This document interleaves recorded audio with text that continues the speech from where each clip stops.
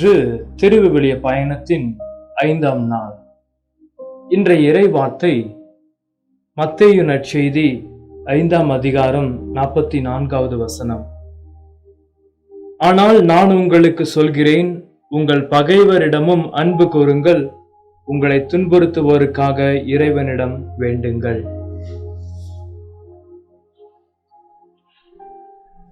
இறையேசுவில் அன்பார்ந்தவர்களே, இன்று நாம் திருவிவிலிய பயணத்தின் 5ஆம் நாளிலே பயணித்து வருகின்றோம்.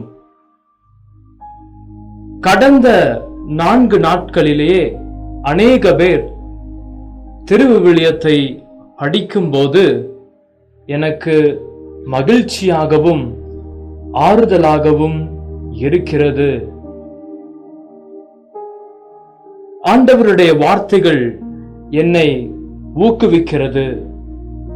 இந்த திருவிவிலிய பயணத்தில் பயணம் செய்ய தினமும் நான் ஆர்வமாக உள்ளேன் என்று பலர் அவர்களுடைய கருத்துக்களை கூறியிருக்கின்றீர்கள். இறைவனுடைய வார்த்தை நம்முடைய வாழ்க்கைக்கு இன்றியமையாததாக இருக்கட்டும். நாம் தினமும் தண்ணீர் குடிப்பது போல அல்லது இரவில் தூங்கச் செல்வது போல ஆண்டவருடைய திருவார்த்தைகள் நமக்கு தினமும் தேவை. இன்றைய ஆண்டவருடைய வார்த்தைகள் தொடக்க நூல் 9 மற்றும் 10, யோபுவிலிருந்து 5ஆம் அதிகாரமும் மத்தேயு நற்செய்தியிலிருந்து 5ஆம் அதிகாரமும் நமக்கு கொடுக்கப்பட்டுள்ளது. பூமியில் உள்ள பொல்லாத மக்களை அழிப்பதற்காக நோவாவும் அவரது குடும்பத்தினரும் வெள்ளத்திலிருந்து தப்பித்த பின் நடந்த சம்பவங்களை தொடக்க நூல் 9வது அதிகாரம் விவரிக்கிறது. நோவாவுக்கு பூமியில் மீண்டும் ஒருபோதும் வெள்ளம் வராது என்ற கடவுள் வாக்குறுதியும் இதில் அடங்கும். மழை பெய்து நிலம் மீண்டும் வறண்டதால் நோவா ஒரு விவசாயியாகின்றார்.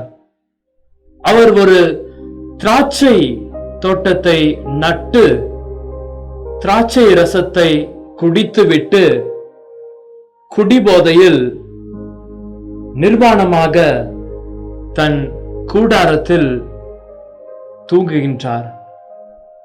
இதை கவனித்த அவரது இளைய மகன் ஹாம் தனது சகோதரர்களிடம் சென்று அதை கூறினார். ஷேம் மற்றும் ஜாபாத் பின்னர் ஒரு துணியை வாங்கி தந்தையின் நிர்வாணத்தை மூடினர். எழுந்தவுடன் நோவா ஹாம் செய்ததை உணர்ந்து அவனையும் அவனுடைய சந்ததியினரையும் தன் சகோதரர்களின் வீடுகளுக்கு ஊழியர்களாக சபித்தார். 10ஆம் அதிகாரத்தில் தேசங்களின் தோற்றத்தை விளக்குகிறது. பேரழிவு வெள்ளத்திற்கு பிறகு நோவாவின் குடும்பம் எவ்வாறு அதிகரித்தது என்பதற்கான விரிவான கதை இது. நோவாவும் அவருடைய குடும்பத்தினரும் தங்களை தாங்களே குடியேற்றி கொண்ட பின் அவருடைய 3 மகன்களும் பேழை உடன்படிக்கையை ஒப்படைத்த போது கடவுள் அவர்களுக்கு கட்டளையிட்டதை நிறைவேற்ற முயன்றார்கள். கடவுள் நோவாவிற்கும் அவர் புதல்வருக்கும் ஆசி வழங்கி கூறியது, பல்லுகி பெருகி மண்ணுலகை நிரப்புங்கள். ஆண்டவரின் ஆசீர்வாதம் முடியவில்லை. கடவுளின் ஆசீர்வாதம் மீண்டும் தொடர்ந்து கொண்டே இருக்கின்றது. இதற்கு முக்கிய காரணம் கடவுள் மனித வாழ்க்கையை மதிக்கிறார். நாம் அனைவருக்கும் கடவுள் இன்னொரு வாய்ப்பை கூட்டிக் கொடுத்துள்ளார். நாமும் கடவுளை போல மற்றவர்களை மதிக்க வேண்டும். நம்முடைய குடும்பங்களில், நாம் வேலை செய்கின்ற இடங்களிலே மற்றவர்களை நாம் மதித்து நடக்கின்றோமா அல்லது மிதித்து நடக்கின்றோமா? நம்முடைய சொல்லாலும் செயலாலும் அநேக நேரங்களில் மற்றவர்களை அவமதித்து பேசியதுண்டு. கடவுள் எவ்வளவுதான் பூமியிலே கோபப்பட்டு பெரும் புயலை வரச் செய்து அனைத்தையும் தரைமட்டமாக்கினாலும் அவருடைய அன்பு மனித குலத்தின் மேல் மாறவே இல்லை. அப்படிப்பட்ட அன்பையும் பாசத்தையும் கொண்ட இறைவன் இன்று நாம் ஒவ்வொருவரையும் அவருடைய சாயலாக உருவாக்கியுள்ளார். ஆகவே நாம் அனைவரும் அவருடைய பிள்ளைகள். அதே அன்பையும் பாசத்தையும் நம்முடைய குடும்பத்திலே உள்ளவர்களுக்கும் உற்றார் உறவினர்களுக்கும் நம்முடைய வாழ்க்கையின் வழியாக எடுத்து காட்ட வேண்டும். அனைவரையும் மதித்து நடப்போம். நம்முடைய வாழ்க்கை இனிதாக மாறும். தங்கள் பாவங்களை மனம் திரும்பி அவரிடம் திரும்புவோரை கடவுள் தயவு செய்து மீட்டு எடுப்பார் என்று எலிப்பாசு யோபுவை நினைவுபடுத்துகிறார். இது நிச்சயமாக உண்மைதான். ஆண்டவரை, நான் பாவி என்று அவரை பார்த்து நாம் கூப்பிடும் பொழுது அவர் நம்மிடத்திலே இறங்கி வருவார். அந்த தந்தையின் அன்பை நாம் உணர வேண்டும். உணர முடியுமா? தந்தை தன் ஒரே பேரான மகனையே இவ்வுலகிற்கு அனுப்பி நமக்காக நம்முடைய பாவங்களை எல்லாம் தன்மேல் சுமந்து அனைத்தையும் ஏற்றுக்கொண்டு நமக்காக தன்னுடைய உயிரையே கொடுக்கின்றார். அப்படிப்பட்டவரிடம் நாம் செய்த பாவங்களை கூறி மனம் திரும்பும் போது நம்மை மீட்டு எடுப்பார். ஆகவே நாம் அவரை அஞ்சுவோம், மனம் திரும்புவோம்.